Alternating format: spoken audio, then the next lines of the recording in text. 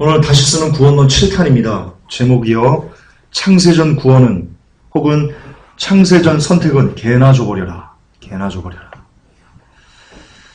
여러분 저는 어제도 이 개나 줘버려라 이것을 보고 어떤 사람이 댓글로 우리 욕을 하냐 그렇게 한 새벽 12시인가 아마 박정원 집사님이 댓글 같이 다셨던데 여러분 이 개나 줘버려라 창세전 구원은 개나 줘버려라 이것은요 제가 정말 절제하고 쓴 단어입니다. 옛날에 저였으면 개쓰레기 록펠러 이 XX 아시죠? 제가 그렇게 했을 겁니다. 많이 제가 다듬어져가지고 한 건데 이걸 욕을 한다고 그러는데요. 왜 그러냐? 이 창세전 구원만 없으면요 많은 사람이 살 수 있다니까요. 그리고 전혀 성경적이지 않다니까요. 창세전 구원이. 오늘 제가 확인시켜 드릴 겁니다. 그러므로 창세전 구원을 개나 줘버려라 라고 말하는 게 어찌 욕이 된단 말입니까? 쓰레기를 쓰레기라고 불러야지 쓰레기를 쓰레기님이라고 불러야 됩니까? 우리 연극 있지 않습니까? 예, 쓰레기를 쓰레기님이라고 부르면 주위 사람들이 뭐라고 얘기하겠습니까? 미쳤네. 쓰레기를 쓰레기님이라고 부르네. 예, 창세전 구원은 개나 줘버려야 됩니다. 개도 실상 주면 안 됩니다. 개도 주면 안 됩니다. 그냥 똥수간에 버려야 됩니다. 똥수간에. 개가 문제가 있다고. 그 귀여운 개. 예, 정말 아닙니다. 오늘 제가 왜 그런지, 왜 그렇게 다소 격하게 여러분들이 반응할 수 있는 많은 목사님들이 이 설교에 격하게 반응할 것입니다. 그러나 왜 제가 그렇게 얘기할 수밖에 없는지에 대해서 조금은 마음을 여시고 들어보셨으면 좋겠습니다. 창세전 구원은 개나 줘버려라. 시작하겠습니다. 오늘 특별히 저거에 대해서 볼 겁니다. 이 성경에 나오는 정해짐, 작정됨, 그리고 주어짐, 그리고 택해짐, 선택됨 이런 단어들이 나오거든요. 이 단어들을 보고 칼빈주의자들이 봐라. 창세전에 우리는 생명을 얻기로 작정됐지 않니? 정해졌지 않니? 그렇게 얘기를 하고요. 자, 봐라. 하나님께서 강권적인 역사에 의해서 구원이 주어진 것이다. 또 야, 하나님께서 너를 창세전에 택하신 거야. 또 하나님께서 너를 선택하신 거야. 이렇게 그 일부 단어만 딱딱 떼가지고는요 설교합니다. 아주 자기적인 너무나 악한 그런 설교가 아닐 수 없습니다. 특별히 정해짐, 주어짐, 택해짐, 선택됨 중에서 대표적인 성경 구절만 제가 여러분들에게 보여드릴 건데요. 먼저 정해짐을 좀 봅시다. 자, 정해짐의 대표 구절, 작정됨의 대표 구절이 바로 이겁니다. 사도행전 13장 48절. 같이 읽을까요? 시작. 이방인들이 듣고 기뻐하여 하나님의 말씀을 찬송하며 영생을 주시기로 작정된 자는 다 믿더라. 킹제임스도 별반 다르지 않게 번역이 됐습니다. 이거 킹제임스 번역 옳지 않습니다. 이방인들이 이 말을 듣고 즐거워하며 주의 말씀에 영광을 돌리고 영원한 생명에 이르도록 정해진 자들은 다 믿더라. 오역입니다. 그렇게 심각한 오역이라고 할 수는 없는데요. 그러나 오역입니다. 뜻이 많이 다릅니다. 헬라어 원문, 그러니까 누가가 기록됐을 그 당시의 원어는요, 그 뜻을 갖고 있지 않습니다. 제가 직역을 해드리겠습니다. 우선 여기서 영생을 주시기로 해서 이 주시기로라는 단어가요, 없는 뜻입니다. 성경을 해석하는 사람이 만들어 놓은 임의적으로 꾸며낸 그리고 갖다 붙인 단어입니다. 원어에는 주시기로라는 뜻이 없습니다. 그냥 영생으로, 영생 안으로, 영생을 위하여 이렇게만 되어 있습니다. 이게 전치사거든요. 나중에 제가 보여드릴게요, 원어로. 그리고 작정됐다 이런 뜻이 없습니다. 역시 성경을 해석하는 누군가가 이 작정됐다는 말을 끼워 넣은 겁니다. 그리고 다 믿더라. 작정된 자는 다 이것도 없는 단어입니다. 끼워 넣습니다. 작정된 자는 다 오의 의미죠. 그렇죠? 하나님께서 영생을 주시기로 작정된 모든 사람들은 다 믿더라. 이렇게 해석되지 않습니까? 그러나 이것이 없는 거란 말입니다. 제가 증거를 보여드리겠습니다. 먼저 작정된이란, 여기서 작정된 자는 다 믿더라 했죠. 이 작정된 이 단어가요, 타소입니다. 타소. 뜻이 뭐냐면요, 이거는 헬라어 고전 문헌에 흔하게 나오는 그런 표현인데요. 이 동사는 지정하다, 지시하다, 명령하다를 의미하며, 여기서 본래 뜻은 배열하다, 혹은 배치하다, 정돈하다, 혹은 정리하다라는 뜻입니다. 작정됐다라는 뜻이 아닙니다. 이 72년 역본의 용법을 봐도요, 이 타소라는 단어는 70인 역본에서 약 90회 정도 나오고요. 13개의 히브리어를 번역했는데 주로 두다, 위치시키다, 세우다, 지정하다, 임명하다 이런 뜻입니다. 그러니까 작정이라는 것은요, 의역입니다. 의역. 정확한 직역은요, 배열하다, 배치하다 이런 뜻입니다. 자, 그게 무슨 뜻인지 제가 이따가 말씀드릴게요. 따라서 타소를 작정된이라고 의역해서 해석하는 것은요, 단어의 의미를 상당히 자의적으로 해석한 오역입니다. 다음 단어를 보겠습니다. 영생을 주시기로. 이게 이런 뜻입니다. 에이스 조의 아이오니오스. 아이오니오스가 영생을이고요. 조의 에이스가 주시기로인데요. 여기서 이 주시기로라고 이 주시기로라고 번역된 이것이요, 그냥 전치사 에이스입니다. 에이스. 전치사 에이스를 주시기로라고 이 성경 번역학자가 번역한 겁니다. 근데 전치사 에이스는요, 주시기로라는 뜻이 없습니다. 그냥 단순히 이런 뜻입니다. 뭐뭇 안 속으로, 뭐뭇 안으로, 뭐뭇으로 향하여, 뭐뭇을 위하여, 뭐뭇을 대하여, 뭐뭐의 사이에, 뭐뭇까지, 뭐뭇 동안 이런 뜻입니다. 그거를 주시기로라고 어거지로 껴맞춘 겁니다. 왜 그랬을까요?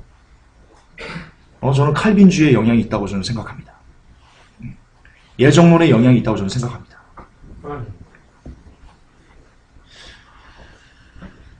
따라서 주시기로라는 뜻을 가진 의미를요, 이 전치사 에이스를 너무나 확장해서 해석한 오역이다. 문자 그대로는 이런 번역이 됩니다. 영생 안으로, 영생으로. 또 하나의 단어를 봐야 됩니다. 이 번역을 어떻게 보려면요, 자는 다, 여기 보면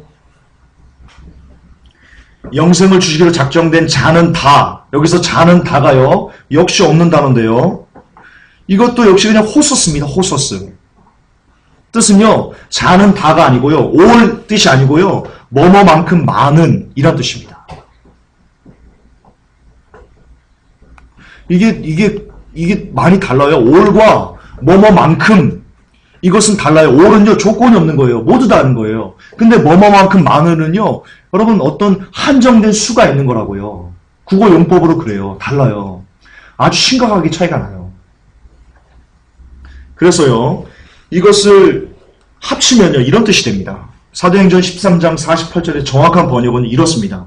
이방인들이 듣고 기뻐하여 하나님의 말씀을 찬송하며 영생으로 배열된 만큼 많은 이들이 믿더라. 혹은 영생을 위하여 세워진 만큼 많은 이들이 믿더라. 혹은 영생 안으로 배치된 만큼 많은 이들이 믿더라. 이런 뜻입니다. 자, 이게 무슨 뜻인지 제가 이방인의 충만한 수라는 것과 연결해서 여러분들에게 설명을 해드리겠습니다. 이게 이방인의 충만한 수와 연결됩니다.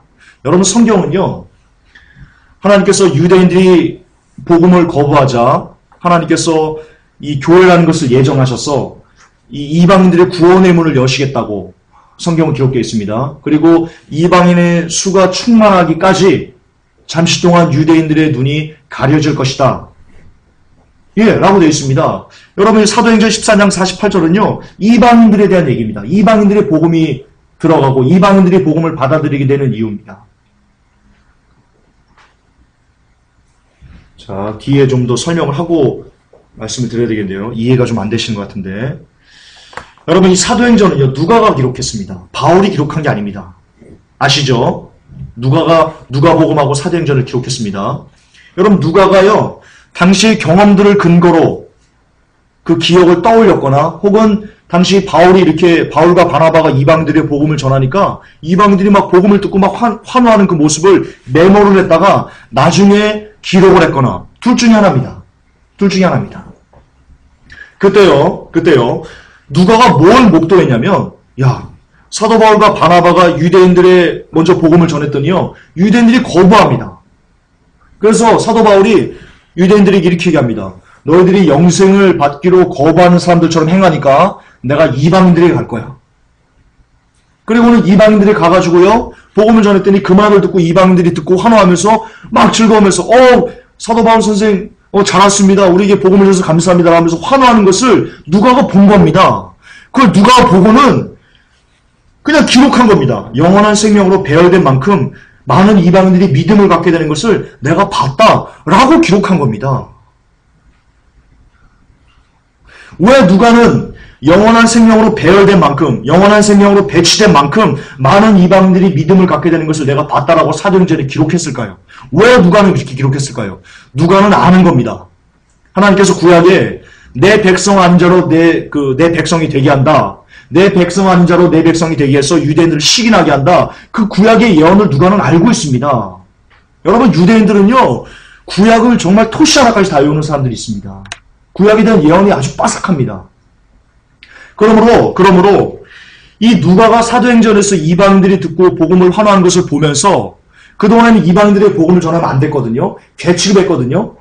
근데 이방인들이 듣고 환호하면서 복음을 받아들이고 그들이 사도들과 똑같이 방언을 하기도 하고 그 당시 외국어로 이렇게 어떤 그 믿음의 어떤 성령이 부어진 것을 보고 이런 것들을 보면서요 누가가 깨달은 겁니다. 마지막 때 내 백성 한 자로 내 백성이 되게 하겠다. 그게 지금 일어난 현상이구나 라고 하면서 사도행전 14장 38절 그냥 그걸 써놓은 겁니다. 내가 보니까 영원한 생명으로 배열된 만큼 하나님께서 분명히 내 백성 안 사를 내 백성 되게 만들겠다고 했는데 그 예언이 성취되는 것을 내가 본다. 그러면서 많은 이방인들이 믿음을 갖게 된 것을 내가 봤다. 이 뜻입니다. 이게 본 뜻입니다. 그 이상도 그 이하도 아닙니다. 칼빈주의자들의 주장처럼 이 구절이 봐라. 하나님께서 창세전에 구원받기로 작정된 이방인들을 막 믿음을 막 부어주셔가지고 그들이 막 예수를 믿고 막 구원받는 것을 봐라. 누가가 이렇게 기록한 게 아니라는 겁니다. 전혀 엉뚱한 해석입니다. 칼빈주의만 걷어내면요. 그냥 구약의 예언과 이것을 매치시키면요. 너무나 간단하게 해석되는 부분입니다. 그리고 번역도 오역이고요. 작정된 이런 거 없고 번역도 오역이고 뜻도 그런 뜻이 아닙니다. 칼빈주의자들의 주장처럼 창세전에 누구누구를 구원하기로 예정하신 개인 예정 따위가 이거는 아닙니다. 이방인들이 듣고 기뻐하여 하나님의 말씀을 찬송하며 영생을 주시려 작정되는 다 믿더라. 이 뜻이 아닙니다. 개인 예정이 아닙니다.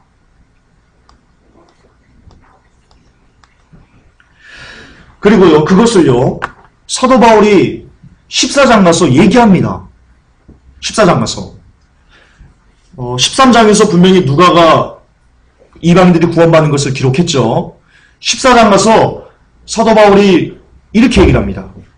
이르러 교회를 모아 하나님이 함께 행하신 모든 일과 이방인들에게 믿음의 문을 여신 것을 고하고 구원을 여러분 하나님께서 구원을 완성하신 게 아니고 사도 바울이 뭐라고 얘기를 하면요. 이방인들이 믿음이 시작할 수 있도록 믿음의 문을 여셨다라고 사도 바울은 얘기하고 있습니다. 칼빈의 창세전 구원이 아니되니까요. 믿음의 문을 열기 시작한 겁니다. 이방인들에게. 그리고 믿음의 문을 여셨다고요. 그것이 구원으로 직결되는 것도 아닙니다. 왜냐면 제가 원고들을 좀 읽어볼게요. 이처럼 바울은 이방인들의 믿음의 문을 하나님께서 여셨다고 말했지 칼빈처럼 그들이 창세전에 구원받기로 작정됐다고 말한 적이 한 번도 없습니다. 또한 바울은요. 믿음을 시작한 이방인들에게 로마서에서 이렇게 이야기합니다. 이렇게 얘기합니다. 함께 읽을까요? 11장 21절 하나님이 원가질들도 아끼지 아니하신즉 너도 아끼지 아니하시리라. 사도 바울은 지금 구원이 끝났다고 얘기하지 않습니다. 이방인들에게 하나님께서 하나님의 은혜로 하나님께서 원가지를 꺾고 너희들을 믿음으로 접으셨어. 너희들이 믿음의 문을 여셨어. 그러니까 너희들 이 은혜를 기억하면서 열심히 그 믿음에 합당한 두렵고 떨림으로 너희의 구원을 이뤄가야 돼. 너희들 믿음의 문을 열었다고 자부하면서 너희들 자만하면 하나님이 원가지를도 꺾어버렸으니까 이방인 너희들도 반드시 하나님이 꺾어버리실 거야 라고 얘기하는 거라고요. 구원의 완성 따위가 아니라고요. 단순히 구원을 시작할 수 있는 은혜를 이방인들에게 허락하신 겁니다. 지금 이게 그 말입니다. 그 말. 영원한 생명으로 배열된 만큼 많은 이방인들이 그 구원을 향한 그 믿음을 시작하는 것을 내가 봤다. 그 뜻이란 말입니다. 정확하게 이 뜻입니다. 반론하면 여기에 대해서 반론하시면 안 됩니다. 왜 성경이 그렇게 얘기하고 있으니까요.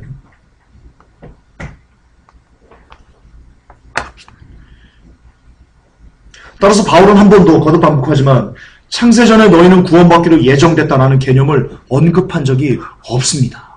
한 번도 없습니다.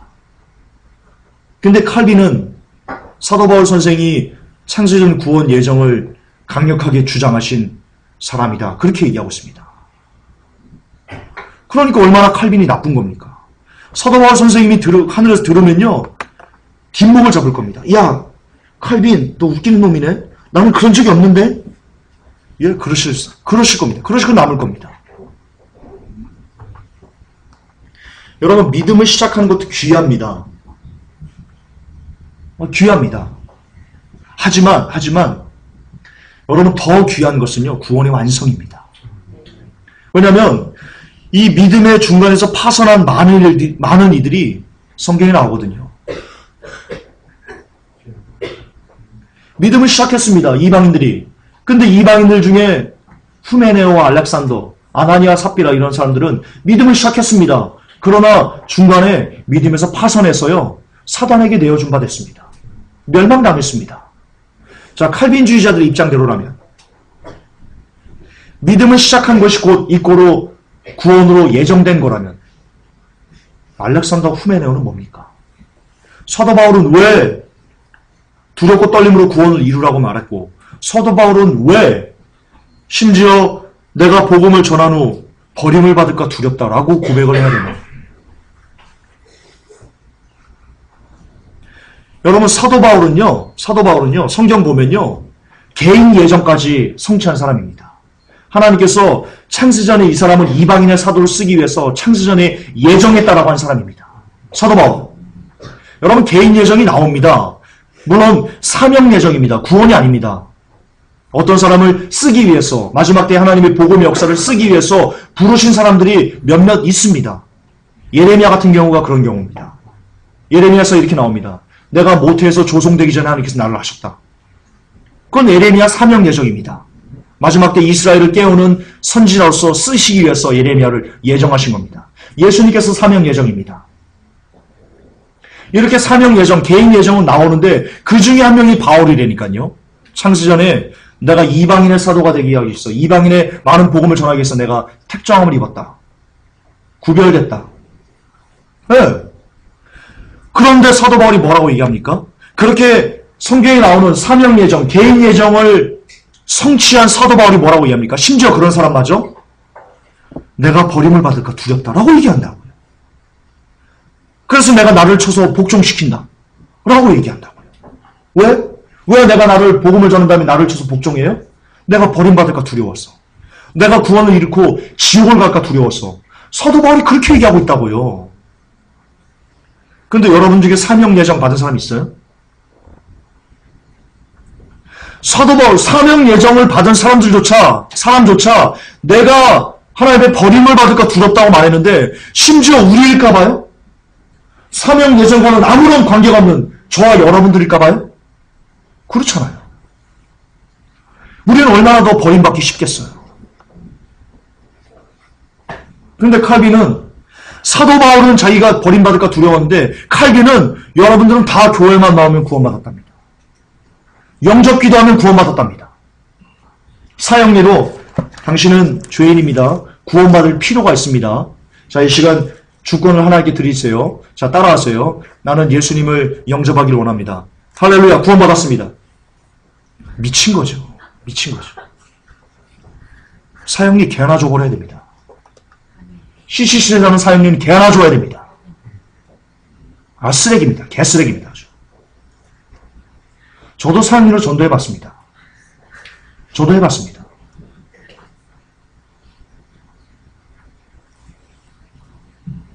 하지만 쓰레기입니다. 쓰레기는 쓰레기입니다. 쓰레기를 쓰레기님이라고 불러서는 안 됩니다.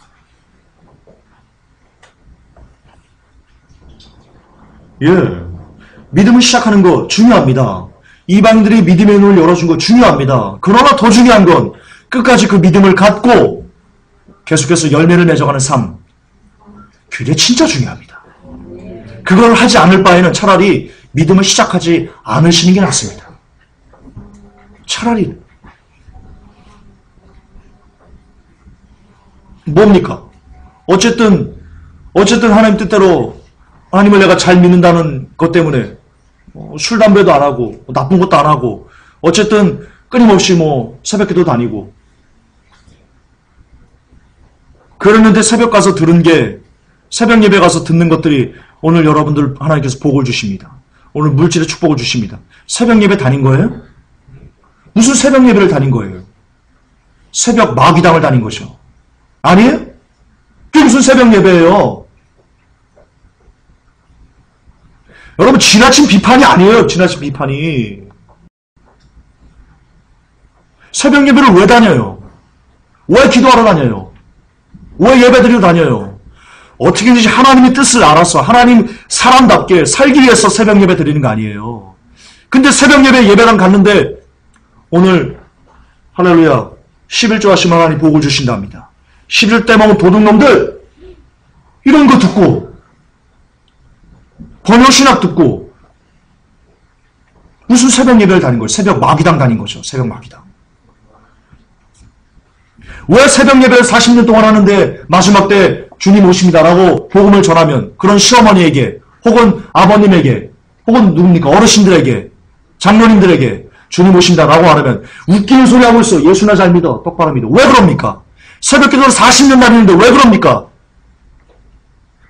새벽 마귀당 다녀서 번영신학에 찌들어서 신사도에 찌들어서 그분은 40년 동안 새벽 예배를 다닌 게 아닙니다. 새벽 마귀당 40년 다닌 겁니다. 새벽 마귀당. 그러므로 새벽 예배를 한 20, 30년 다녔는데 저 사람 왜 그러죠? 그걸로 판단하시면 안 됩니다. 새벽 예배 가서 뭘 기도하고 무슨 메시지를 듣고 어떤 하나님과의 영적 씨름, 야곱처럼 하나님 내가 하나님의 사람이 되기 위해서 몸부림치는가 이걸로 결정돼야 되는 겁니다.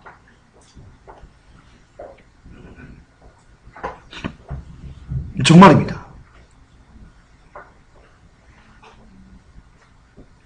차라리 교회에서 여러분들이 새벽 예배를 갔는데 목사님이 오늘 여러분 하나님께서 복을 주실 겁니다. 큰 복을 주실 겁니다. 부자가 될 것입니다. 부자가 되길 축원합니다. 그러면 가지 마십시오. 그 새벽 예배에 가지 마십시오. 혼자 골방에서 기도하십시오. 하나님이 그 기도 받으십니다. 혼자 성경책 보십시오. 골방에서 10장 하나님이 그 예배 받으십니다. 그 예배 받으십니다.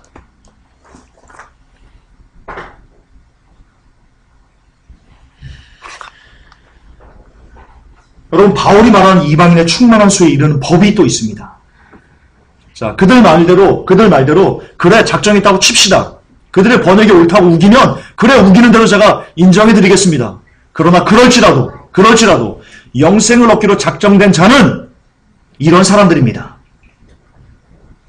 로마서 2장 하나님께서 각 사람에게 그 행한대로 보응하시되 참고 선을 행하여 영광과 존귀와 썩지 아니함을 구하는 자에게는 영생으로. 이런 사람들이 이방인의 충만한 수에 들어가는 조건을 가진 사람들입니다. 제가 인정해드리기 때니까요. 오역이지만 여러분들이 우기시면 그래요. 그대로 제가 받을게요. 하나님께서 영생을 주시로 작정된 자는 다 믿는다고 제가 그대로 받아볼게요. 그런데 하나님께서 영생을 주시기를 원하시는 그렇게 작정할 정도로 원하시는 분의 그런 사람들의 삶이 어때요? 그냥 선도 행하지 않고 영광과 존귀도 썩지함도 구하지 않고 그냥 내 마음대로 그냥 나 주님 믿었네 나 구원받으라고 하면서 지 마음대로 살아가는 사람을 하나님께서 영생을 주시기로 작정하실 것 같아요? 아니잖아요. 아니잖아요. 하나님께서 영생을 주시기로 작정할 정도라면 어떤 삶일 것 같아요? 이 말이 뭐합니까? 열매 맺는 삶입니다. 말이 뭐합니까? 성경이 주여 주한 자마다 아버지께로 올지 못한다고 했지 않습니까? 지금 이방인들, 로마인은 유대인 뿐만 아니라 이방인들에게 특히 이야기하는 겁니다. 로마인은 이방인 그리스도인들에게 하는 얘기입니다. 근데 그들에게 지금 사도 바울이 뭐라고 얘기합니까? 하나님께서 너희들 들어라. 하나님께서 각 사람에게 그 행한 대로 보응하신다. 여기서 보응하다가요. 아포디돔입니다. 아포디돔이 되돌려주다라는 뜻입니다. 우리가 다른 사람을 아프게 하면 하나님께서 우리가 다른 사람을 아프게 하면 그걸 고스란히 우리에게 되돌려준답니다. 우리가 다른 사람이 해코지를 하면 우리가 다른 사람이 해코지한 것을 그대로 고스란히 되돌려준답니다. 여러분들이 아내에게, 여러분이 남편에게, 여러분들이 자녀들에게, 상화에게, 태영이에게 함부로 하면 하나님께서 상화와 태영이를 들어가지고 고스란히 되돌려서 집사님들의 가정에 되돌려줍니다. 반드시 그렇습니다. 하나님의 말씀은 1.1에게도 변함이 없기 때문입니다. 여러분들이 아내에게 함부로 하면 그 아내가 고스란히 되돌려서 남편에게 되돌려주고요. 남편이 아내에게 함부로 하면 아내가 고스란히 되돌려서 남편에게 줍니다. 보호합니다. 하나님은 반드시 보호하십니다. 반드시 보호하십니다. 잊으시면 안 됩니다. 남편이 바람핀다. 아내가 바람핍니다. 반드시 보호합니다. 반드시 보호합니다. 보호는 무서운 줄 알고 사시기 바랍니다. 하나님께서 보호하시는 것은요. 얄짤이 없습니다. 정확합니다. 정확합니다. 두려운 분이십니다. 하나님은. 두려운 분이십니다. 어쨌든 사도 바울이 그렇게 얘기하는 겁니다. 로마서 2장에서 이방인들에게 너희들 하나님께서 각 사람에게 그 행한 대로 보응하신다. 그런데 참고 선을 행하여 영광과 존귀와 썩지 아니함을 구하는 자들에게는 하나님께서 영생으로 하신다. 영생으로 갚으신다. 영생으로 보응해준다. 그러나 반면 오직 당을 지어 진리를 쫓지 않고 불의를 쫓는 자에게는 하나님께서 노와 분으로 심판하신다. 이방인들이 그렇게 얘기하고 있습니다. 여기에 무슨 한 번 구원, 영원한 구원이 있습니까? 삶이 있지요. 그렇지 않습니까? 예, 삶이 있을 뿐입니다. 칼빈의 교리는 여기에 발을 붙일 수가 없습니다. 그리고 로마서 11장 25절에서 바울은 이방인의 충만한 수를 얘기합니다. 형제들아 너희가 스스로 지혜의 땀을 면키 위하여 이 비밀을 너희가 모르기를 내가 원치 아니하노니 이 비밀은 이방인의 충만한 수가 들어오기까지 이스라엘의 더러는 완악하게 된 것이라. 여러분 뒤에 나오나? 예, 뒤에 나오네요. 하나님은요 전지전능하십니다. 그래서 모든 것을 아십니다. 이방인의 충만한 수가 몇인지 우리는 모르지만 인간 나부랭이는 모르지만 하나님은 다 알고 계십니다. 그리고 그 이방인의 충만한 수가 언제 들어오는지 언제 다 찰지도 하나님은 다 알고 계십니다.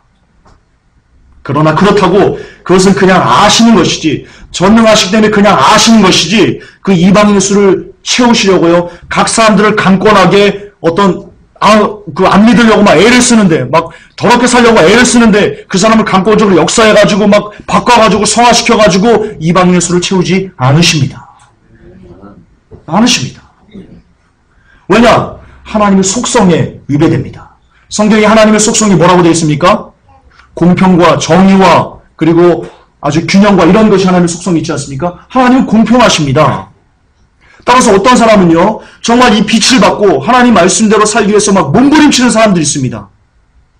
그런 사람들과 정말 이 말씀을 보고도 막 맨날 복이나 받아서 쌓고 막 무당 푸닥거리 하는 것처럼 그런데 막 가가지고 나도 이러고만 있었고, 이런 사람들과 정말 하나님 말씀대로 살려고 하는 사람들을 같이 하나님께서 취급하실 수가 없으십니다.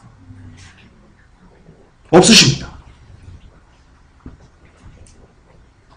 그렇기 때문에 그런 사람들을 억지로 감동해서 이방인의 충만한 수에 하나님이 채우실 수가 없습니다. 그분의 속성을 위배하기 때문입니다. 하나님은 오직 그냥 그것을 전능하시기 때문에 아시는 겁니다. 아시는 겁니다. 그 수가 끝나는 때를. 하나님은 복음과 빛을 우리에게 주셨습니다. 하나님께서 하실 수 있는 모든 일은 다 하셨습니다. 예수 그리스도를 우리에게 주셨다는 것이 하나님께서 우리 복음을 위해서 하실 수 있는 모든 일을 다 마치셨다는 결론입니다. 종료입니다. 종료 선언입니다. 따라서 그 복음을 듣고 생명을 선택하기를 하나님은 오래 참고 계실 뿐이지, 사람들 한 사람 한 사람을 강권적으로 역사하셔서 마음을 뒤집어 놔서 그가 믿기 싫은데도 그렇게 칼빈이 얘기하는 것처럼 하시지 않으십니다. 공평하신 하나님이시기 때문입니다. 그래서 열매를 맺는 사람들만 충만한 수에 배치하신다. 예, 그게 사도행전 13장 48절의 본 의미입니다. 그것이 성경 전체에 나타난 하나님의 구원론입니다. 예수님께서 이렇게 말씀하셨습니다. 마태복음 7장 21절에 나더러 주여 주여 하는 자마다 천국에 다 들어갈 것이 아니요 다만 하늘에 계신 내 아버지의 뜻대로 행하는 자라야 들어가리라. 그러나 하나님은 여기서 한 가지 우리가 마음에 새기고 가야 될 것이 있습니다. 이방인의 충만한 수가 차면 그 다음은 유대인들의 눈이 열립니다. 이방인의 충만한 수가 어떻게 열렸습니까? 교회 시대가 시작되면서 이방인의 충만한 수가 들어오기, 이방인들이 하나님의 나라로 들어오기 시작을 했습니다. 교회 시대가 시작하면서. 따라서 이방인의 충만한 수가 다 찬다는 것은요, 무엇을 의미합니까? 교회 시대의 끝을 의미하는 겁니다. 근데 하나님은 아까 제가 말씀드렸지 전능하십니다. 언제 이방인의 충만한 수가 다 끝날지를 하나님은 아십니다. 그리고 그때 이방인의 수가 충만한 게 다 끝날 때, 교회 시대가 막을 내릴 때 어떤 징조들이 이 땅에 있을 것인지 예수님께서 우리에게 너무나 직설적으로 알려줬습니다. 누구나 다 알 수 있을 정도로. 정말 어린아이들도, 예리처럼 어린아이도 누구나 말씀 보면 알 수 있도록 그렇게 예언하셨습니다. 그때가 언제입니까? 바로 지금입니다. 바로 지금입니다. 처처의 기근과 지진, 재난, 화산 폭발, 지진. 아시겠지만 여러분, 1900년도부터 지진이 계측되기 시작했는데요. 그때부터 지진이 이렇게 쭉 나오다가요, 2000년대에 들어와서 지진이 이렇게 칩니다. 제가 도표 한번 보여드렸죠? 제가 설교 때 한번 보여드렸습니다. 그때까지 잠잠하다가요, 지금 시대에 들어와서 지진이 이렇게 폭발적으로 증가하고 있습니다. 화산 폭발도 마찬가지입니다. 이만큼 오다가 지금 와서 이렇게 폭발하고 있습니다. 많은 사람들이 사랑이 식어지고, 토요 성경 공부 인물 강의 들으시면 압니다. 예. 짐승의 표 나오고, 배도하고, 사람들 악해지고, 부모가 자녀를 막 죽이고, 자녀가 부모를 죽이고. 지난주 뉴스에 뭐가 나온지 아십니까? 딸이 사치한다고 딸을 스카프로 목 잘라 죽였습니다. 딸이 사치한다고.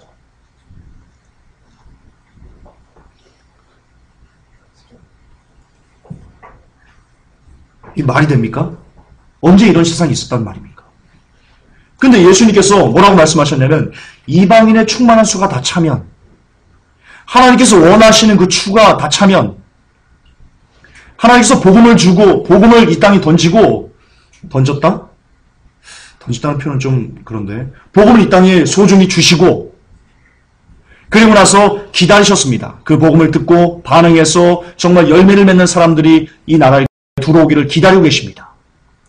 제가 지난주 금요일날 설교했듯이 청한 사람은 굉장히 많습니다. 전 세계 모든 사람들을 복음으로 청했습니다. 들어와라. 그리고 그 중에서 진짜 열매 맺는 사람들만 고르고 골라서 가장 질이 좋은 것을 뽑아서 하나님 나라로 데려갑니다. 하나님께서 배열한, 아까 사도행전 13장 48절처럼 하나님께서 그 나라를 배열시킨 그 수가 있습니다. 배치시킨, 정돈시킨, 정리한 이방인의 수는 얼마큼 이렇게 들어오면 되겠다. 하나님께서 원하시는 그 수가 있습니다. 우리는 모르죠. 근데 그 안에 열매 맺을 사람들이 들어오면요, 이제 이방인의 수가 딱 차면 그 이방인 수에 들어온 사람들은요, 휴거되는 겁니다.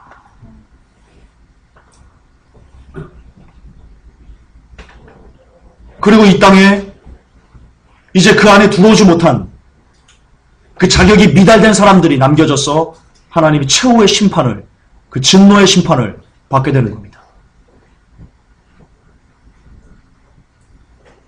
그러므로 교회 시대의 막은, 교회 시대 끝은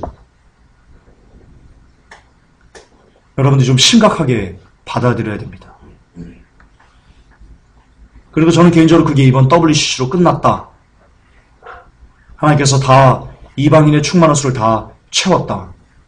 마지막 그래도 가능성 있는 사람들을 당금질해서 데려오려고 마지막 약간의 유예를 두고 계시는 거다. 그렇게 생각합니다. 그리고 그런 차원에서 죄송합니다. 회복교회를 새벽 예배를 시작하신 것이다. 저는 그렇게 봅니다. 어쨌든 마지막 때 여러분들 살려고 애를 쓰고 있습니다. 그런데 하나님께서 여러분들의 모습을 보았을 때, 저의 모습을 보았을 때 자격이 미달인 겁니다. 그래서 어떻게든지 우리를 데려가고 싶어서 저를 감동하셔서 새벽 예배를 시작함으로써 우리가 기도 말씀에 매진해서 삶의 열매를 맺어서 마지막 그 수에, 그 이방인들의 마지막 수에 참가해서 내 나라에 들어오라고 새벽 예배를 허락하신 거다. 저는 그렇게 이해하고 있습니다. 따라서 여러분들 아무리 피곤해도 이제 주님이 곧 오시기 때문에 어떤 상황이 들어도 새벽 3시까지 일을 했다. 잠을 자지 마세요. 새벽 예배 하시고 에너지 음료를 먹고 일을 하시든가 그렇게라도 정말 미친 듯이 이 시간을 귀하게, 기도와 말씀의 시간을 미친 듯이 귀하게 여겨서 서둘러 변화가 되셔야 돼요. 서둘러. 민구적거릴 시간이 없어요. 왜냐하면 하나님께서 말씀하신, 하나님께서 아시는 그 마지막 때, 이방인의 충만한 수가 다 차는 그때 이런 일이 있을 거라고 그랬는데 지금 그 일들이 오늘 제가 오후에 설교할 겁니다. 성경 예언의 끝이 오고 있는가. 그거를 들어보시면 이방인의 충만한 수가 거의 다 찼다는 것을 여러분들이 이해가 되실 겁니다. 그리고 어떤 분은 그것이 믿어지기도 할 겁니다. 지금 마지막 영적 전투가 시작되었습니다. 진짜입니다. 예, 그 뜻입니다. 자, 다음은 주어진을 좀 보겠습니다. 시간이 많이 갔네. 주어진. 요한복음 11장 2절, 아버지께서 아들에게 주신 모든 자에게 영생을 주게 하시려고. 세상 중에서 내게 주신 사람들에게,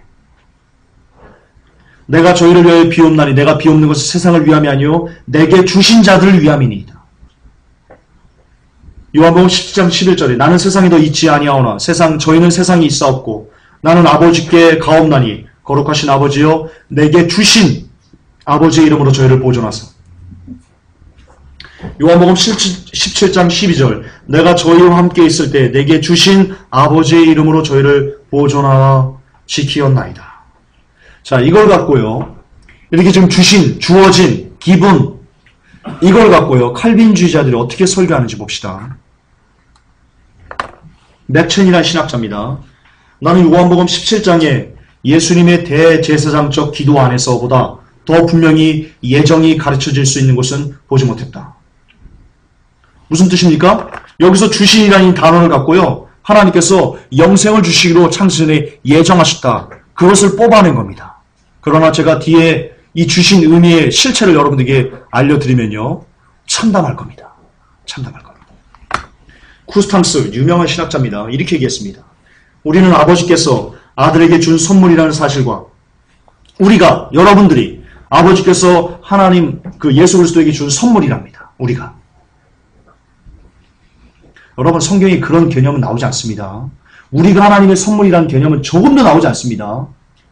오히려 선물을 예수님이 하나님께서 우리에게 주신 선물이다라고 얘기하죠. 인간이 하나님에게 준 선물 따위 그런 개념은 존재하지 않습니다. 성경에.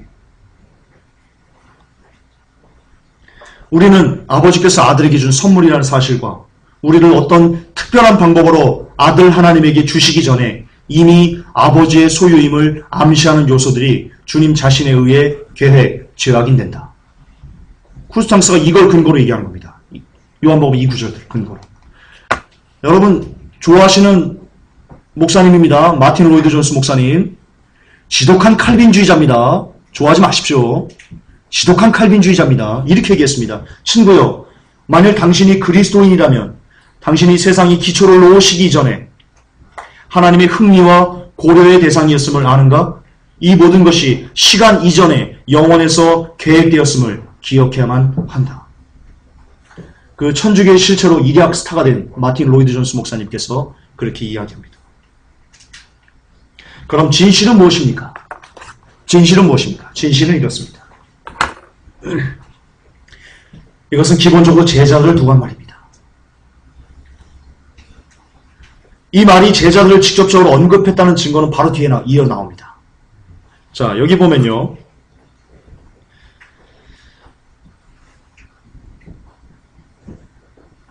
요한복음 17장 11절을 보세요. 난 세상에 더 있지 아니하오나 저희는 세상에 있사옵고. 여기서 저희가 누굽니까? 여러분들입니까? 제자입니다. 제발 좀 대체신학 좀 걷어가세요. 대체신학 좀. 이게 대체신학 때문에 그렇습니다. 이단신학. 유대인들이 끝났다. 예수님을 배반한 후 유대인들은 다 찍혀버렸고 그 모든 장자의 권한을 우리가 다 가졌다. 그게 대체신학입니다. 그래서 성경 해석이 이걸 볼 때 다 나로, 제자들이 분명함에도 불구하고 다 나로, 여러분들 각자로 대입해서 생각하는 겁니다. 신학이 이렇게 만든 겁니다. 신학이. 제가 그래도 써놨지만요. 신학이 신앙을 노예로 부리고 있습니다. 참담하지 않을 수 없습니다. 자, 뒤에 이렇게 나옵니다. 요한복음 17장 18절에 계속해서 얘기하고는요. 아버지께서 나를 세상에 보내신 것 같이 나도 저희를 세상에 보내었고. 저희는 누굽니까? 예, 복음을 전하게 될 특별한 사명을 부여받은 제자들을 얘기합니다. 요한복음 17장 20절에 이렇게 얘기합니다. 내가 비옵는 것은 이 사람들만 위함이 아니요. 여기서 말하는 이 사람들은요. 예, 제자들입니다. 그리고 또 저희 말을 인하여 나를 믿는 사람들도 위함이니. 예, 우리들은 나중에 나옵니다. 우리들은 나중에 나옵니다. 이런 개념입니다. 자, 이걸 종합하면 이런 개념입니다. 하나님께서 주신 자는 누구냐? 주신 자는 누구냐? 제자들입니다. 제자들이 창세전에 하나님께서 갖고 계셨던 사명 예정을 위해서 예비해놨던 12사도인 겁니다. 근데 그들조차도 열매를 맺지 않으면 찍어버린다고 얘기했습니다. 따라서 사명 예정은 구원 예정과는 아무 상관이 없습니다. 왜? 사명 예정이 구원 예정과 똑같은 거라면 왜 예수님께서 12제자에게 너희도 회개치 않으면 이와 같이 망할 거야 라고 얘기하실까요? 그럴 수 없는데. 그렇잖아요. 따라서 사명 예정과 구원 예정은 전혀 다른 겁니다. 그러면 여기서 내게 주신 자는 무조건 어쨌든 다시 정리해 드릴게요. 하나님께서 예수님께서 말씀하신 요한복음에서 말씀하신 내게 주신 자는 거기서 내게 주신 자는 제자들이고요. 이 제자들을 통해서 복음을 듣게 될 우리들이 아닙니다. 주신 자는 우리가 아닙니다. 제자입니다. 제자. 그래서 제자들이 하나님께서 이 주신 그들을 통해서 그들을 양육해서 3년 동안 양육해서 그들이 이제 복음을 전하면서 많은 사람들이 복음을 듣고 우리가 주께 나아가면 하나님의 자녀들이 되는 겁니다. 역시 그것도 우리의 삶입니다. 삶. 그들이 복음을 듣고 어떤 사람들은 삶의 열매를 맺어서 하나님 나라에 들어가는 사람이 있는가 하면 아닌 사람들은 멸망에 처합니다. 따라서 여기서 주어진 이것은 창세전에 구원받기로 예정된 여러분들 아니오시다. 기억하시기 바랍니다. 또한 영생을 주려고 하시는 사람들은 어떤 사람들입니까? 하나님께서 영생을 주고 싶어하는 사람들 어떤 사람들입니까? 칼빈주의자들의 주장처럼 창세전에 선택된 모든 그리스도인들을 말하고 있습니까? 성경은 그렇게 얘기하지 않습니다. 성경은 주께서 영생을 주는 사람들이 이런 사람들이라고 확증하고 있습니다. 함께 읽겠습니다. 14절 시작. 내가 아버지의 말씀을 저에게 주었사오매 세상이 저희를 미워하였사오니 이는 내가 세상에 속하지 아니함 같이 저희도 세상에 속하지 아니함을 인함이니이다. 16절에 내가 세상에 속하지 아니함 같이 저희도 세상에 속하지 아니하였삼나이다. 이게 영생을 주기에 합당한 사람들인 겁니다. 여전히 세상에 속해 있습니까? 교회 다니면서도 여전히 음란하고 여전히 더럽고 여전히 부패하고 여전히 썩었고 목사라는 직함을 갖고 성폭행을 자행하고 그러고 있습니까? 그런 사람은 세상에 속한 사람이기 때문에요. 절대로 구원받을 수 없습니다. 하나님께서 영생을 주시기로 원하시는 사람들은요. 하나님께서 영생을 주고 싶어서 마음에 이렇게 마음이 흡족한 사람들은요. 세상에 속하지 않는 사람들입니다. 세상에 속하지 않기 위해서 주님께 우는 사람들입니다. 왜 그걸 모르십니까? 따라서 교회만 나오면 구원 끝. 영접 기도하면 구원 끝. 교회에서 구원받는데 걸리는 시간이 10분이 채 안 걸립니다. 10분이. 예배 다 끝나고요. 예배 다 끝나고요. 오늘 새로 오신 분 일어나 보십시오. 그럼 쫄래쫄래 일어납니다. 자, 오늘 새로 오셨습니까? 자, 저를 혹시 여러분 중에 이렇게 얘기하는군요. 혹시 여러분 중에 예수님을 영접하고 싶은 사람 있으십니까? 자리에서 일어나 보십시오. 몇몇 분이 뚫뚫 일어납니다. 자, 감사합니다. 예수님 영접하기를 원하시죠? 이 시간 저를 따라하십시오. 나는 죄인입니다. 왜 이렇게 영접기도 따라시킵니다. 그리고는 바로 선포해버립니다. 성도들에게. 자, 하나님의 창세전에 예정된 구원받은 백성들이 오늘 또 예배당에 나왔습니다. 자, 여러분들 구원받은 백성들을 위해서 박수 한번 쳐주십시다. 이렇게 구원이 무슨 붕어빵처럼 10분도 안 돼서 구원을 찍어내는 한국교회 현실.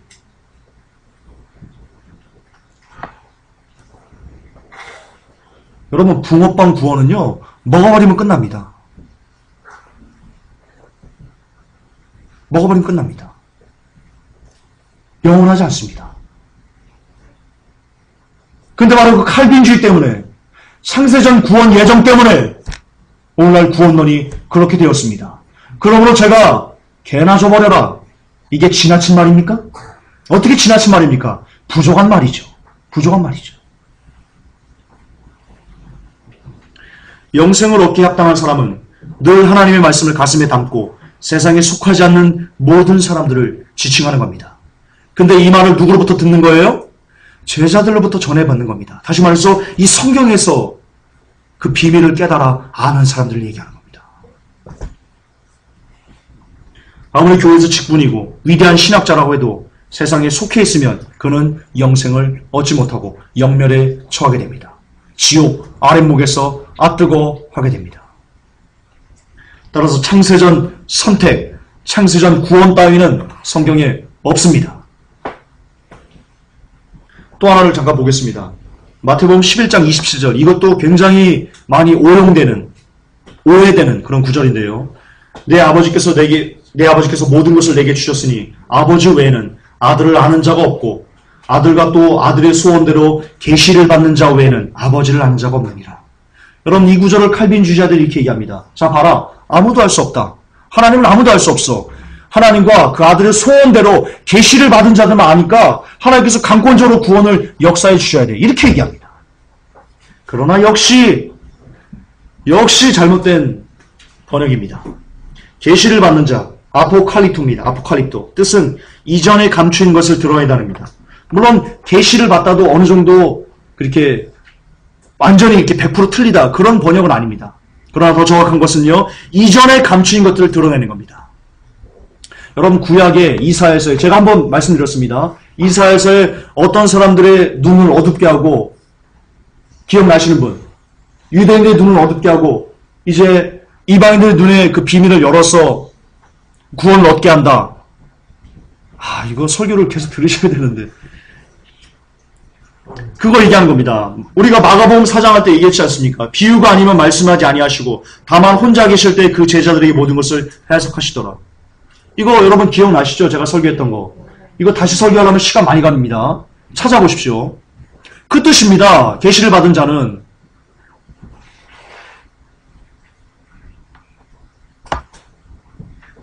칼빈주의자들 얘기처럼 하나님께서 어떤 사람을 계시를 해야지만 그래야지만 하나님을 알 수 있어. 그 뜻이 아니고요. 마가복음 4장 34절이라고요. 무슨 뜻인지 궁금하신 분은 예전 설교 뭐죠? 제목이? 토기장이 비유의 진실인가 아마 그럴 겁니다. 그 설교를 들으시기 바랍니다. 지금 시간이 없습니다.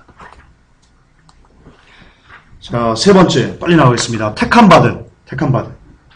요한복음 13장 18절 내가 너희를 다 가리켜 말하는 것이 아니라 내가 나의 택한 자들이 누구인지 알미라. 그러나 내 떡을 먹는 자가 내게 발꿈치를 들었다 한 성경을 응하게 하려는 것입니다. 여기서 택한 사람이 누굽니까? 여러분, 내 떡을 먹는 자가 발꿈치를 들었다. 누구 얘기하는 겁니까? 제자들 얘기하는 가룟 유다 얘기하는 겁니다. 따라서 여기서 내가 너희를 다 가리켜 말하는 것이라 내가 나의 택한 자들이 누구인지 안다. 누구를 안다는 거예요? 아니요. 제자들을 안다는 겁니다. 그러나 내 떡을 먹는 자가 내게 발꿈치를 들었다는 성경을 응하게 하려는 것이다. 여러분 택했다는 거 아닙니다. 착각하시면 안 됩니다. 목사님들에게 속으시면 안 됩니다. 제자를 택했다고 얘기하는 겁니다. 베드로전서 2장 9절에 오직 너희는 택하신 족속이요 왕같은 제사장들이요 거룩한 나라요 그의 소유된 백성이니 이는 너희를 어두운 데서 불러내어 그의 기이한 빛에 들어가게 하신 자의 아름다운 덕을 선전하게 하려 하심이라. 여기서 너희는 누굽니까? 개인입니까?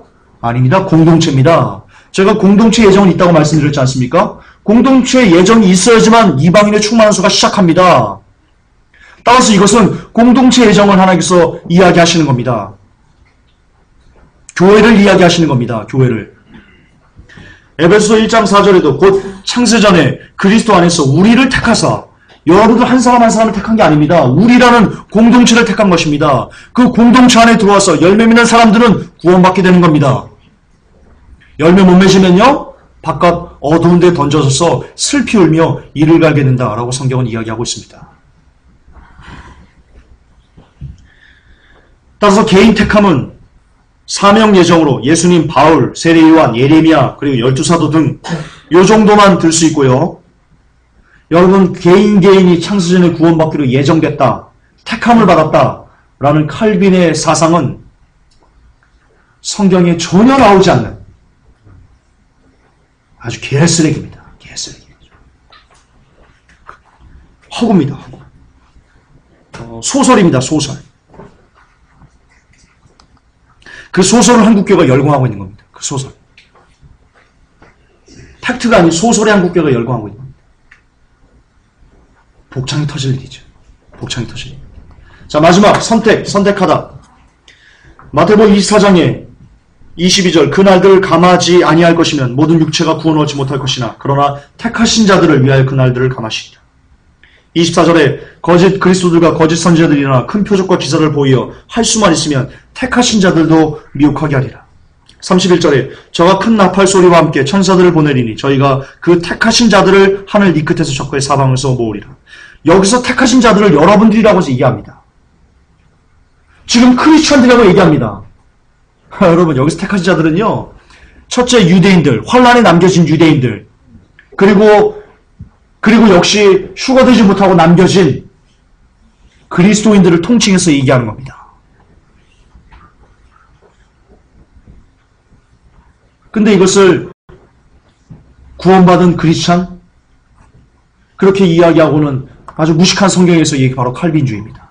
여러분 칼빈주의는요 죄송하지만 정말 죄송하지만 뭐 교만이나 잘난 체라고 여러분 들으셔도 관계없지만요 그렇게 안 들었으면 좋겠지만 여러분 칼빈주의 해석은요 국어적인 무식에서 오는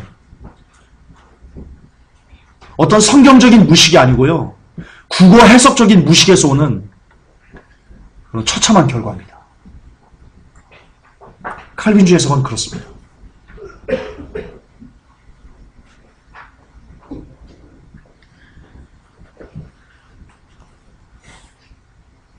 이거를 좀 얘기를 좀 해드릴게요. 제가 토요일 성격 공부 인물 강의할 때 이런 말씀을 좀 드렸는데요.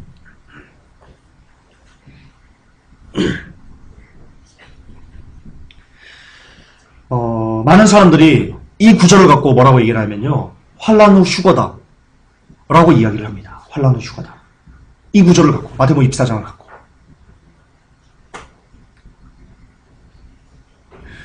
여러분, 휴거에 대해서요, 그 단어가 뚜렷하게 기록되어 있는 단어가 있습니다. 휴거라는 단어가 어디서 나왔냐?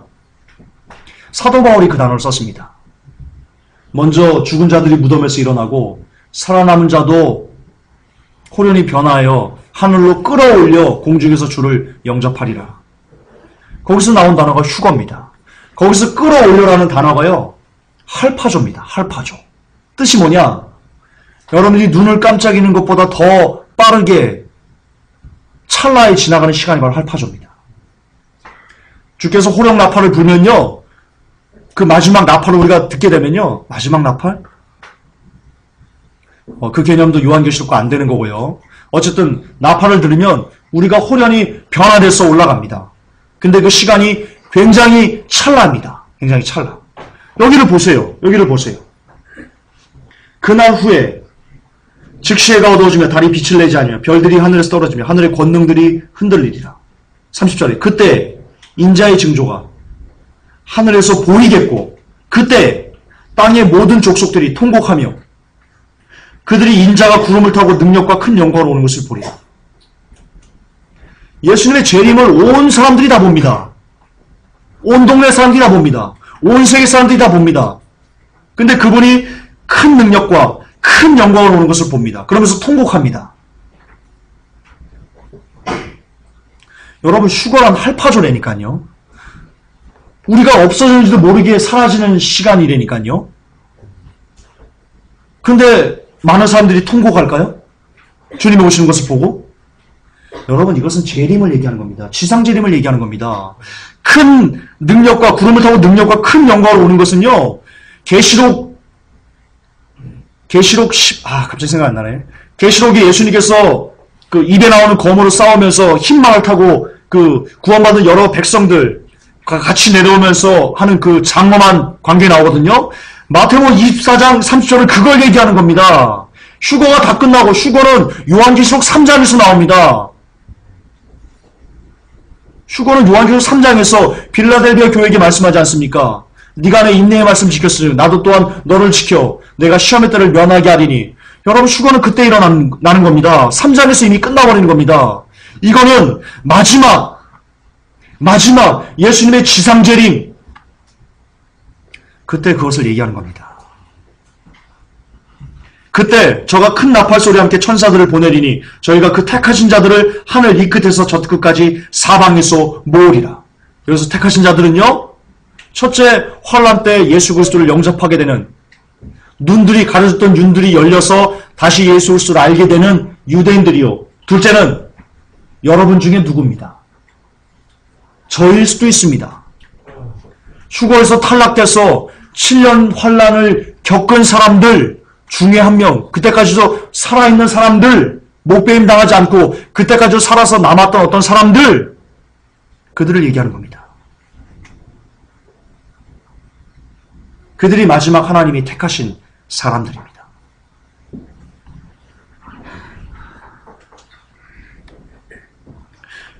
그러면 이 선택을 우리들이라 하나님께서 창세전에 택했다라고 말하는 것은요, 제가 말씀드렸지 않습니까? 국어적인 해석에서 나오는 무식함이라니까요.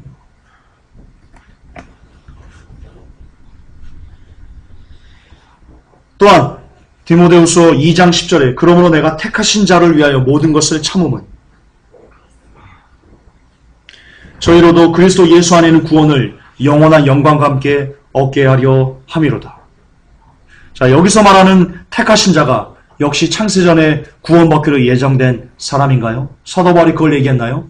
사도 바울이 야, 너희들은 창세전에 구원받기로 택함을 받은 사람들이다. 그래서 너희들을 위해서 내가 모든 것을 참는 거다 라고 말하는 건가요? 답은 노입니다. 여기서 말하는 택하신 자들은요, 사도행전 14장 38절입니다. 이방인의 충만한 수 안에 포함될 어떤 사람을 얘기하는 겁니다. 누군지는 모릅니다. 열매를 맺는 사람입니다. 그 충만한 수에 포함되려면 반드시 성도는 다음과 같이 살아야 된다라고 바울은 얘기합니다. 미쁘다 이 말이요. 우리가 주와 함께 죽었으면 또한 함께 살 것이요. 참으면 또한 함께 왕노릇할 것이요. 우리가 주를 부인하면 주도 우리를 부인하실 것이라. 택하신 자가 누구냐? 이방인의 충만한 수에 들어가는 사람이 누구냐? 주를 부인하지 않는 사람입니다. 이 당시에 주를 부인하지 않는다는 것은 무슨 뜻입니까? 자기의 생명을 버리겠다는 각오입니다. 그런 사람들만 이방인의 충만한 수에 들어가는 겁니다. 이처럼 끝까지 부인하지 않고 주님을 부인하지 않고 믿음의 선한 열매를 맺어가는 사람이 바로 하나님께서 택하시고자 하는 사람입니다. 바울은 그런 사람을 위해서 모든 것을 참았다라고 디모데후서에서 얘기하는 겁니다. 창세전 택함이 아니오시다. 만약 칼빈의 창세전 구원 예정이 옳다면, 이것이 성경적인 개념이라면 왜 바울은 택하신 자들을 위해서 모든 것을 참아야 했는지 그에 대한 이유를 설명할 수가 없습니다. 바울이 영혼을 위해, 택하신 영혼을 위해 모든 것을 참았다고 그랬는데요. 어떻게 참았는지 성경은 이렇게 얘기하고 있습니다. 저희가 그리스도 일꾼이냐 정신없는 말을 하거니와 나도 더욱 그러하되 내가 수고를 넘치도록 하고 옥에 갇히기도 더 많이 하고 애도 수없이 맞고 여러 번 죽을 뻔하였으니 이게 다 지금 택하신 자들을 위해서 바울이 참아낸 여정입니다. 유대인들에게 40에 하나 감한매를 5번 맞았습니다. 3번 태장으로 맞고 1번 돌로 맞고 3번 파선하는데 일주야를 기품에서 지냈으며 여러 번 여행에 강의 위험, 강도의 위험, 동족의 위험, 수고하고 자지 못하고 줄이고 목마르고 헐벗고 굶고 이 외에 일은 고사하고 오히려 날마다 내 속에 눌리는 것이 있으니 곧 모든 교회를 위하여 염려하는 것이라. 누가 약하지 아니하면 누가 약하면 내가 약하지 아니하며 누가 실족하게 되면 내가 애타하지 않더냐. 사도 바울이 택하신 자들을 위해서 참았다는 것이 이겁니다. 뭘 느낄 수 있습니까? 이미 구원받은 사람들을 위해서 칼빈의 창세전 구원이 맞다면 이미 이 사람들은 구원을 잃어버리지 않습니다. 근데 사도 바울은 왜 구원을 잃어버리지 않는 사람들을 위해서 매를 맞기도 하고 파선하고 일주야 기품에 지내고 죽을 뻔하고 죽을 고비를 수없이 넘기고 왜 이런 삶을 살아야만 할까요? 이미 구원받은 사람들인데 그냥 니들 알아서 구원 끝났으니까 니들 알아서 살면 되지. 나도 그냥 내 뜻대로 그냥 알콩달콩 살래. 결혼하고 애 낳고 이렇게 알콩달콩 살래. 니들 야 구원받았으니까 됐어 끝났다. 이러면 될 거를 왜 사도 바울이 이런 고난을 당해가면서도 영혼들을 위해서 참아내야 한단 말입니까? 앞뒤가 안 맞습니다. 앞뒤가 똑같은 전화번호가 아닙니다. 주여. 그게 아닙니다. 앞뒤가 너무 다릅니다, 여러분. 이수근의 대리운전이 아닙니다. 이수근의 대리.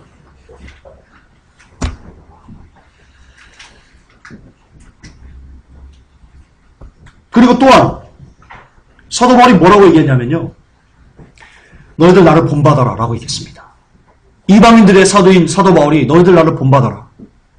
내가 주를 위해서 이런 고생을 했는데 너희들 주를 위해서 구원받기 위해서는 너희들도 이런 고난들을 내가 받은 고난들과 똑같은 고난들을 너희들도 겪어야 된다. 나를 본받아라. 다시 말해서 택하신 자들이 끝까지 하나님의 구원에 이르도록 하는 그 본보기를 보이기 위해서 사도 바울이 모든 것을 참아냈다는 뜻입니다.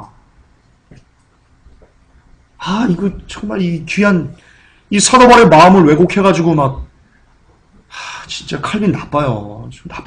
정말 나쁜 친구예요, 이 친구는. 정말 지옥 자식이에요, 이놈. 또한 마지막이요. 사도 바울이 이렇게 얘기합니다. 누가 실족하게 되면 내가 애타하지 않더냐. 여러분, 이방인들이 믿음을 시작한 이방인들이요 실족하게 된답니다. 구원을 잃어버립니다, 여러분. 정신 차려야 됩니다. 그동안 여러분들이 너무나 오랫동안 수십 년 동안 구원 잃어버리지 않아. 한 번 구원 영원한 구원을 끝나는 거야 라고 너무나 여러분들이 세뇌가 돼가지고 이게 안 보이는 겁니다. 지금 실족된다고 사도 바울이 얘기하는데 어디다 갖다 따지겠다는 거야. 정말 미치겠습니다. 사도 바울이 실족된다는데 성도들이 사도 바울이 믿음에서 파손된다고 하는데 칼빈이 사도 바울보다 위대해요? 칼빈이 한 번 구원, 영원한 구원 잃어버리지 않는다고 그러면 안 잃어버리는 거야? 칼빈이 사도 바울 형님이에요? 아니잖아요. 실족한다고 그러면 실족하는 거지. 까는 거지. 성경에서 아니하면 아닌 거지. 어디다 갖다 토를 달라고 그러는 거예요. 목사님들 정신 차려야죠.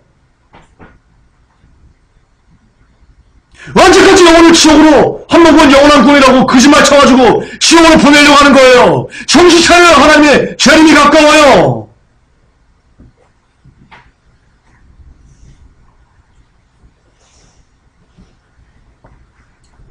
이젠 정신 차려야 될 때예요. 이젠 칼빈의 망명에서 벗어나야 될 때예요. 여러분 구원 잃어버려요. 믿음 시작하는 거 중요한 거 아니에요. 두려고 떨림으로 마지막 구원을 성취하는 게 중요한 거예요. 그거 안 할 거면 그냥 믿지 마요. 지금 교회 나가요. 그냥 마음대로 살아요. 차라리 그냥.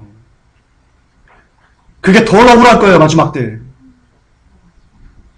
구원은 잃어버려요. 성령은 소멸되세요.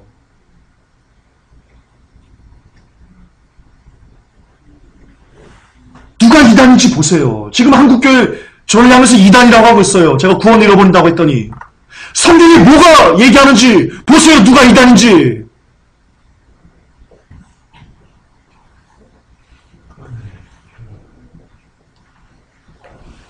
마지막입니다. 창세전 구원은 개나 줘버려라. 보시듯 창세전 구원이라고 그들이 주장하는 성경 구절들은 모두 오역이거나 혹은 일반화에 오르거나 혹은 문맥무시, 문맥 개무시해서 그 등에 따른 결과물에 지나지 않습니다.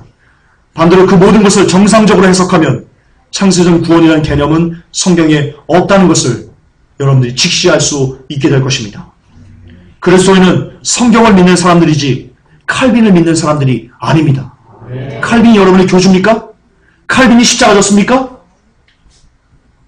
예수님께 십자가 지셨습니다. 따라서 아무리 위대하게 떠받침을 받는 칼빈 같은 신학자라고 해도 그가 성경과 반대되는 개념을 이야기한다면 과감하게 그것을 버려야 됩니다. 과감하게 짓밟아야 됩니다. 그러므로 우리는 칼빈이 말한 창세전 구원에 대해 이렇게 선포해야만 합니다. 함께 하겠습니다. 시작! 칼빈! 너의 구원론은 개나 줘버려라! 예, 이렇게 선포해야 할 것입니다.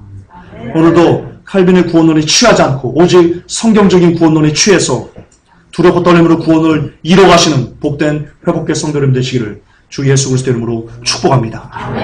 하나님, 창세전 구원 개나 줘버려라고 목청을 높여 외치고 또 외치기를 원합니다. 많은 사람들이 이 칼빈 때문에, 이 쓰레기 때문에 오늘도 지옥 갑니다. 오늘도 교회만 나오면 11조하면 구원받는 것처럼 이미 구원을 끝난 것처럼 영원히 잃어버리지 않는 것처럼 그렇게 살다 물에 물 탄 듯 술을 수탄 듯 하나님의 나라도 한쪽 발, 세상도 한쪽 발 그렇게 하다가 나중에 가라이가 찢어져 지옥에 갑니다. 주여 원컨대 이 부족한 종의 안에 이 작은 주여 우리의 이 작은 외침이 부디 원컨대 한 명이라도 정말 한 명이라도 온전한 하나님의 구원론에 사람들이 들어갔고 깨닫고 그래서 그날을 위해서 정말 몸부림치는 구원을 위해서 몸부림치는 복된 성도들이 될 수 있는데 주여 작은 밑거름 되게 하옵소서. 예수님의 이름으로 기도합나이다. 아멘. 주님 감사합니다.